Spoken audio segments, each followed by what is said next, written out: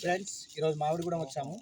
ఎప్పుడైనా మేము ఇక్కడికే వస్తున్నాం, రావాల్సిందే తప్పదు. మామిడిగూడెం హోలీ సెలబ్రేషన్ చేసుకుంటున్నాం. హోలీ కలర్స్ పూసుకుంటే చికెన్ బగారా డ్యామేజ్ అవుతుంది అనేసి కొద్దిగా లైట్గా పూసుకొని ఫస్ట్ చికెన్ కర్రీ ప్రిపేర్ చేసుకుంటున్నాం. ఆయిల్ వేసుకున్న ఫుల్గా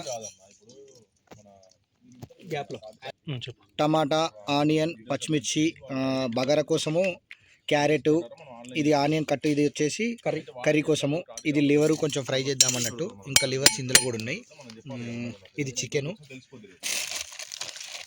విత్ దొబ్బలు. ఫ్రెండ్స్ కళ్ళు 50 రూపాయలు తీసుకున్నారు ఫ్రెండ్స్. 4 జీడిపప్పులు ఇచ్చారు, అదే బాధగా ఉంది. మంచి కానీ ఇట్లా పట్టుకొని నేను వేసుకుంటా జాగ్రత్త, మరి కింద అస్సలు పెట్టు. ఆనియన్, పచ్చిమిర్చి, కొంచెం పుదీనా వేసుకున్నాము, కొత్తిమీర కూడా. ఆయిల్లో కొంచెం మంచిగా మగ్గిన తర్వాత